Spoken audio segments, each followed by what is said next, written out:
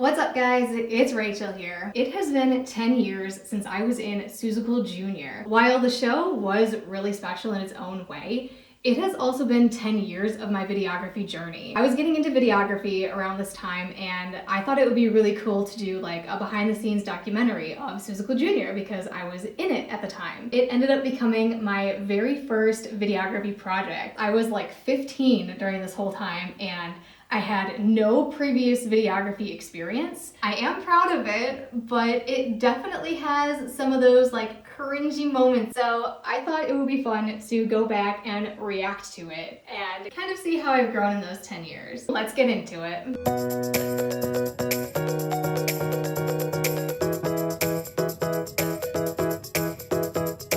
Before we begin, I want to talk about the filming and the editing. For the filming, I did not have any like special camera or like any big equipment. All I had was, it was called a bloggy camera. You could take photos off of it, but it was like specifically more for video. I couldn't control any of the lighting or the focus on it. I pointed it at something and I could zoom a little bit on it, but that was it. For the editing, I used a combination of Windows Movie Maker and a program called VideoPad. Starting out with those two programs, obviously not the greatest, but hey, you gotta start somewhere with free programs. I also wanted to mention that I was in this production as well. I played Mrs. Mayor, so I was the one that was in all yellow. The production is actually on my YouTube channel as well. It is still there to this day if you want to take a look at it. Also, I will not be reacting to the full documentary in this video because it's going to be way too long. It is up on my channel. The link is in the description box for you. All right, and I think that is all that I wanted to say about it beforehand. So let's dive into it.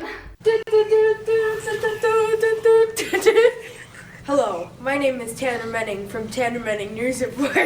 Oh my god, this introduction, I did not do like any strategizing beforehand or like thinking about what to do for an introduction or an outro or whatever. I did interview some of the cast members. So the first guy that you see on camera here, his name is Tanner. He was just being a goofball during the interview process. And so I instantly knew when he did this for the interview, I was like, yes. That's what I want as the introduction. A little bit later on here, I had the cast jump off from the platforms that were on the set. One day, it was towards the end of rehearsal, and I was actually able to like organize everybody to jump off from the platform. So that was pretty cool to do and see. I'm at that place where I wake up at 4:30 in the morning and I'm going to... Here we go with like the first rehearsal, and you can clearly tell that like the camera quality was just absolutely terrible, and I don't know why. I think I was like a little bit scared to film. So like in this part where Deb is introducing like all of the crew members, I'm like sitting there in my seat like recording. I didn't know why I didn't get up and stand to get all this. Think of an elephant, right? Okay, so here's a clip of all of us learning the opening dance move. I have the gray and red shirt on and jeans. Because I was actually in the production, it was hard for me to actually like record me rehearsing. You rarely actually see me in this documentary. Paul, the music director, he was grateful enough to record us learning the opening dance numbers. So thank you, Paul, for recording this. Okay, so can we talk about the transition breaks here? I don't know what I was thinking. First of all, I am annoyed that I didn't use like a full screen photo of the Seussical logo. Plus, like this photo is low quality, that it's pretty fuzzy. And then also like with me throwing in like, right now I'm at the random screen, but in some of the other ones I'll have like other rehearsals, first rehearsal. What is with the font, the placement, the color? Like, I don't know what I was thinking. It is so, oh gosh.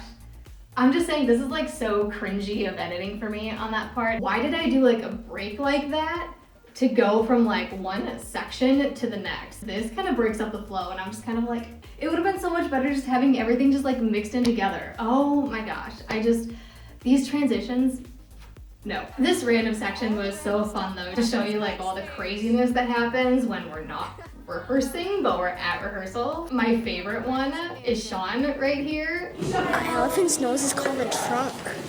Learn something new every day, huh? Sean was such a cute little kid. He played JoJo, which is like the youngest one, and he did really well. You kind of expect him to be like that shy kid. No. Pillowcases. In your face, Randy. Alright, so I have to talk about this clip for a minute. It literally goes for like 2 minutes long. It's a clip of Tanner and Randy dancing while they're rehearsing Horton Hears a Who. It's so hilarious.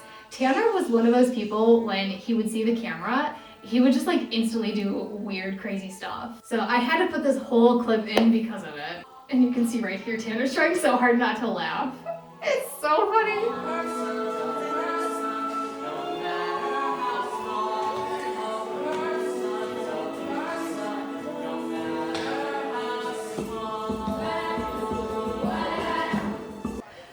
Oh, this part with Matt. Guess what?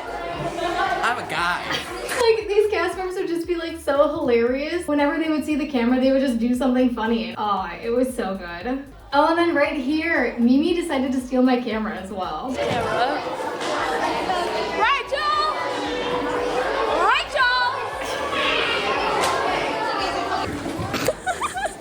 Oh my god, one other thing that I wanted to talk about, these white transitions that I throw in. So in like each of these sections, like literally between every single clip, I have a transition, whether it's like a cross dissolve or a white. So I do like a white flash in between each clip and I'm just like, why did I do that? I guess maybe it's because like I didn't really understand the flow of things. I guess how to put it would be like the jump cuts type situation, where I felt like it was too awkward of like a jump cut between every single one, so I decided to do a transition, even though like people understand jump cuts now. I have like eased off on that whole transition part and learned that like it's okay to have like a jump cut.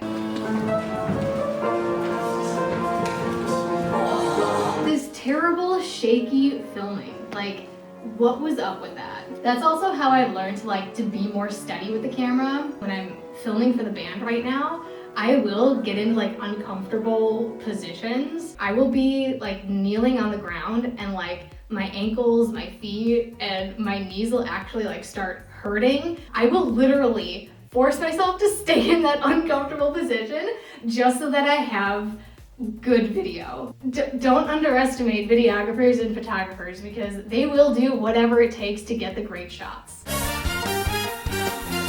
Oh, okay, so the costume part here, I have to tell you guys, I was crying so badly when I was editing this. I edited this after the show because like I couldn't do it during the show. Number one, I was missing the show so much, missing being there with everybody, being in that, theater atmosphere. And then second, it's also like that theater magic where, when you put on your costume for the first time and you really like feel like your character, pairing that theater magic with a slower song from the musical. I was like bawling while I was editing this part.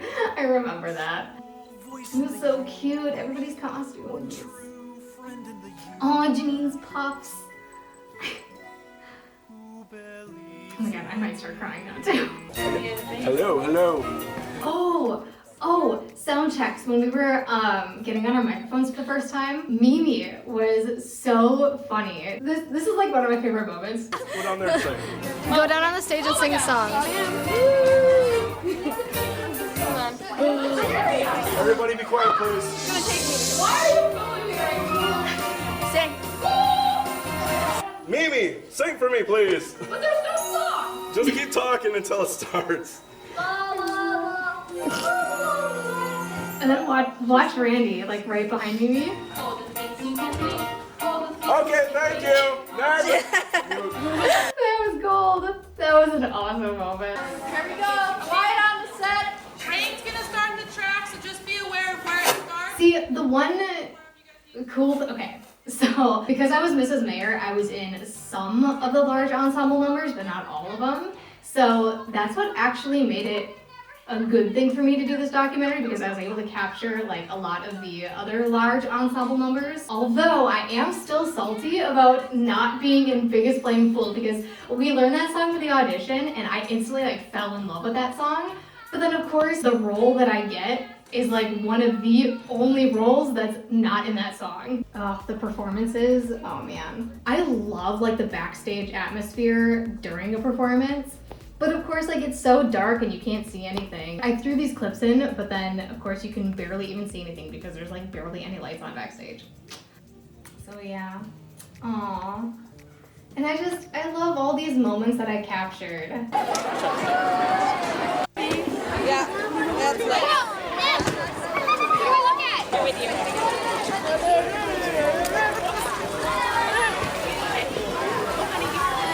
In the autograph signings.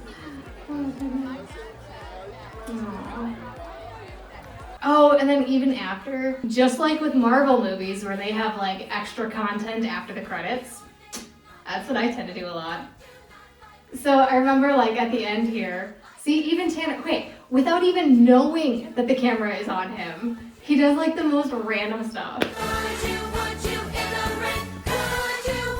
And then even Holland too.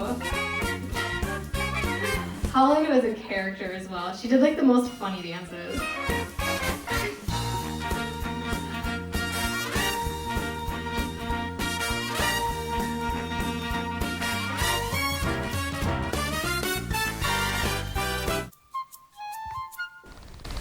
I kind of cringe at this even though I wanted it to be in there. When Sean says Seuss at the end, because like, that's what he does in the song. Because I have that song off of the recording playing in the background right here. I wanted him to do Seuss at like the very end.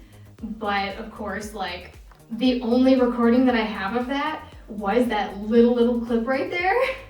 And it's so quiet. And I don't know what was going on with my microphone during that time either. Like you could actually hear my microphone clicking in the back. I tried bringing up the volume as high as I could go on the editing platforms that I had, but it still wasn't loud enough. And I was just like, oh my goodness. So in a way, I cringe at that ending because it didn't look as good as I had wanted it to look. But that's kind of something that I've also learned too. I have a lot of ideas in my head about how I want things to go. I'll actually edit it the way I think about it.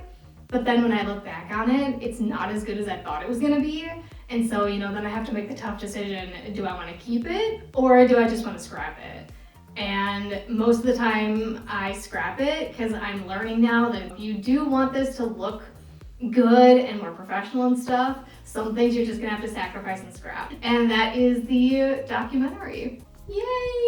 Oh my goodness. I remember so much of this musical, not just because of this behind the scenes, but like the cast was like one of the best casts I have like ever been a part of. This is just a really fun show to be a part of and a really fun show to do a documentary of. I am really thankful for TYA for letting me do this side project during the show. It's just really cool to kind of go back to like the place where you started and like realize like what you started with and where you ended up and like where your journey is now. 10 years later, it's like, I'm definitely not at that professional level yet. It's been really cool to see how my videography journey has progressed, and I'm really excited to see where this is going to take me in the future. Make sure to like this video, subscribe to my channel, and hit the notification bell so you can get notified of all new content. Also, go follow all of my social media channels. Thank you guys for watching and coming along with me on this journey, and I will see you in the next video.